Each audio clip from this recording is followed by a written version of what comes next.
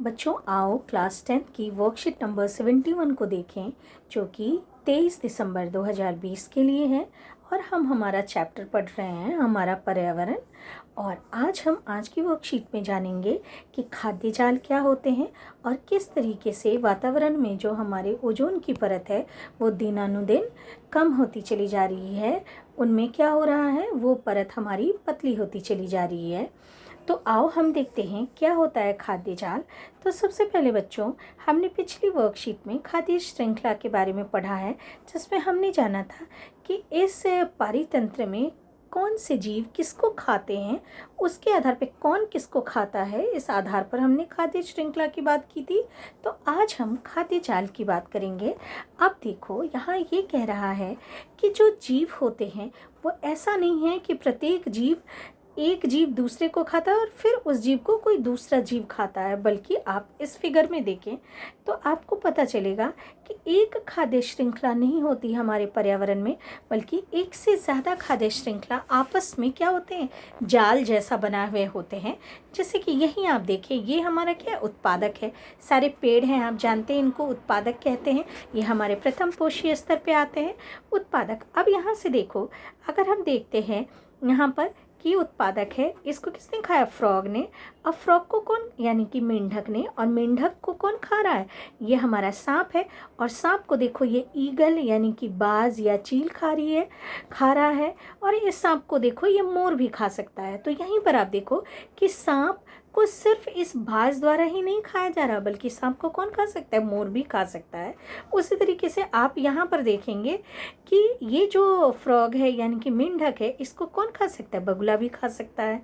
अब बगुला जो है सिर्फ मेंढक को ही नहीं खा सकता, वो मेंढक भी खा सकता है, मछलियों को भी खा सकता है, और भी जो जल में पाए जाने वाले जीव हैं दूसरों को, उनको भी खा सकता है।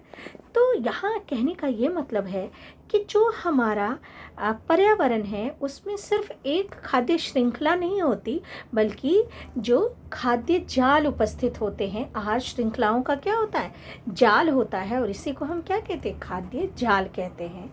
आओ इसको पढ़ते हैं। दिया हुआ है, प्रकृति में विभिन्न आहार श्रृंखलाओं की लंबाई तथा जटिलता में काफ़ी अंतर होता है। आमतौर पर एक जीव दो या दो से अधिक जीवों द्वारा खाया जाता है।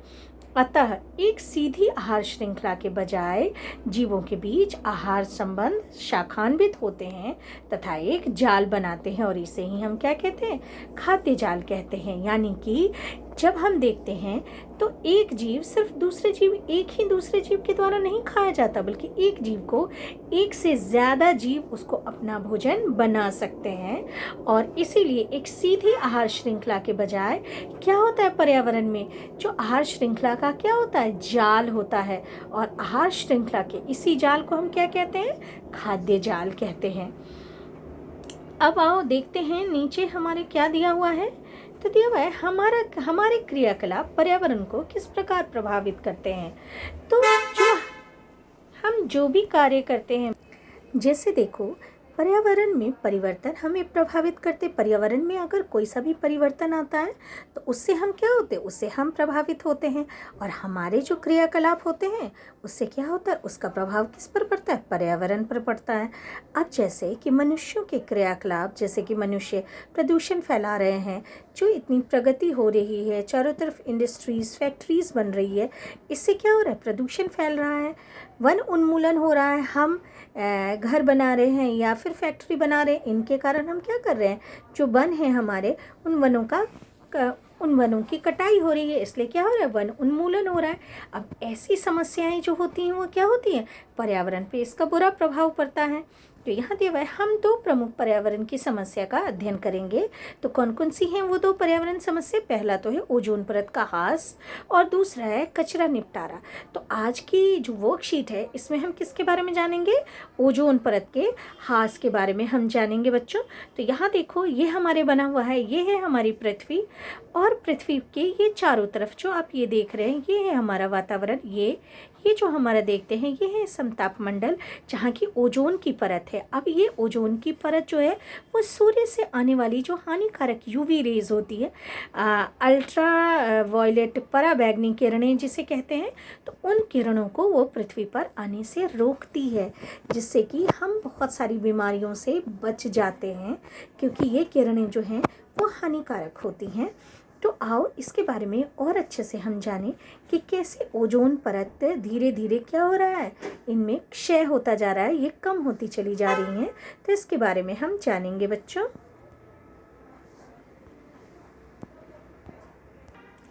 ओजोन परत। अब ओजोन परत क्या है? ओजोन परत पृथ्वी के चारों ओर क्या है? एक रक्षा परत है जो कि हानिकारक परावैंगनी विकिरण यानी कि यूवी रेज, यूवी विकिरण को अवशोषित करती है। और इसके अवशोषण से क्या होता है कि ये किरणें पृथ्वी पर नहीं आ पाती और इसीलिए जीवों को स्वास्थ्य संबंधी हानियों से ये बचाती है। कौन सी किरण? ओजोन परत जो है, ये पूरी परत। ये परत कहाँ होती है? समताप मंडल में होती है। तो आपको याद रखना है कि ओजोन परत हमें किससे बचाती है? तो परावैंगनी विकिरण से बचाती है।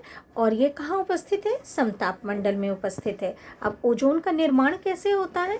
तो यहाँ देखो दिया हुआ है, अधिक ऊर्जा युक्त परावैंगनी विकिरण क्या करती है? ओजोन ऑक्सीजन का जो अणु है O2, उसको क्या करती है? ऑक्सीजन के परमाणु में विखंडित कर देती है, तोड़ देती है।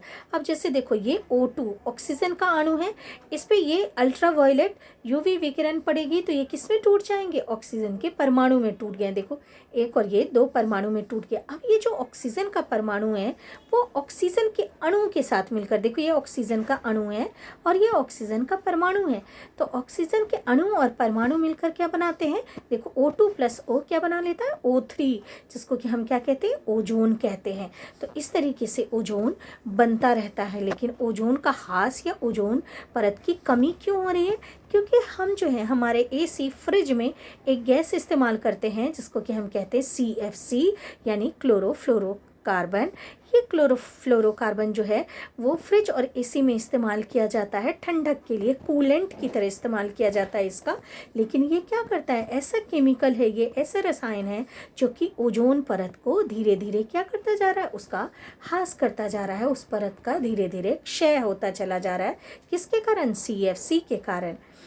तो इसीलिए हमें क्या करना चाहिए? अब की जो आ रही हैं AC और फ्रिज आ रहे हैं उनमें CFC गैस का इस्तेमाल नहीं किया जाता है, तो ध्यान रखेंगे। उसमें ज़्यादातर HFC हाइड्रोफ्लोरोकार्बन का यूज़ होता है, वो भी पर्यावरण के लिए बहुत ज़्यादा तो उपयुक्त नहीं है, लेकिन वो CFC से कम हानिकारक है। उसके बाद हम देखेंगे बच्चों, यहाँ हमारे क्या दिया हुआ है? तो यहाँ हमारे दिया हुआ है कि संयुक्त राष्ट्र पर्यावरण कार्यक्रम यानी UNEP, United Nations environment programme में सभी देशों में सहमति बनी कि CFC के स्तर को 1986 के स्तर तक सीमित रखा जाए। अब ये है क्योटो प्रोटोकॉल। देखो क्योटो प्रोटोकॉल जापान के क्योटो नामक शहर में हुआ था, जहाँ की ये कहा गया था कि जो ग्रीन हाउस गैसेज हैं, ग्रीन हाउस गैस यानी कि वो गैस जो कि ग्लोबल वार्मिंग को बढ़ावा देते हैं, जिससे कि पर्यावरण का तापमान धीरे धीरे बढ़ता चला जा रहा है, जैसे कार्बन डाइऑक्साइड है, मीथेन है, तो इन सब गैसों का जो ये सारी गैसें जो निकल रही हैं वातावरण में, इन गैसों को सीमित किया जाए, इनके इमिशन को, इनके निकलने को सीमित किया जाए। यही कब बोला गया था? किस में बोला गया था? क्योटो प्रोटोकॉल में बोला गया था। तो संयुक्त राष्ट्र पर्यावरण कार्यक्रम में सभी देश जो हैं उनमें ये सहमति बनी थी कि 1986 के स्तर, उस समय जो स्तर था CFC का, क्लोरोफ्लोरोकार्बन का, उस स्तर को ही ये सीमित रखा जाए, उससे ज़्यादा क्लोरोफ्लोरोकार्बन को ना निकलने दिया जाए। चाहे मतलब अब ये कैसे हम कर सकते हैं? तो ये हम कर सकते हैं कि क्लोरोफ्लोरोकार्बन का हम कम से कम इस्तेमाल करें। अब यहाँ फिर क्या दिया हुआ है? पूरे विश्व में अब सभी AC तथा फ्रिज उत्पादक कंपनियों के लिए अनिवार्य कर दिया गया है कि वो CFC मुक्त उपकरण बनाएं। अब ये इसीलिए क्या है? अब जितनी भी AC और फ्रिज उत्पादक कंपनियां हैं, जैसे सैमसंग है, LG है, आप बहुत सारी कंपनियों के नाम जानते हैं, उनको अब ये कहा गया है कि हम जो गैस इस्तेमाल करते हैं ठंडा करने के लिए, ठंडक पहुंचाने के लिए, जो कि CFC है, वो अब इस्तेमाल इस्तेमाल नहीं किया जा सकता इन एसी और फ्रिज में। ठीक है, तो उसके बाद बच्चों क्वेश्चंस देखते हैं। पहला क्वेश्चन क्या है, ओजोन क्या है और यह हमारे लिए कैसे उपयोगी है। तो आप जानते हैं कि ओजोन क्या है।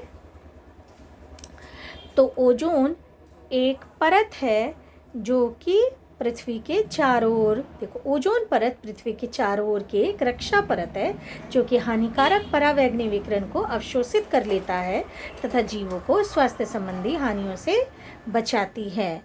तो यही था हमारा क्वेश्चन, फर्स्ट क्वेश्चन यही तो था, और यह हमारे लिए कैसे उपयोगी है बेटे। उसके बाद सेकंड क्वेश्चन है हमारा CFC तथा UNEP का पूरा नाम लिखो। तो CFC का तो आप जानते क्या है, क्लोरोफ्लोरोकार्बन, और UNEP का क्या है, संयुक्त राष्ट्र पर्यावरण कार्यक्रम।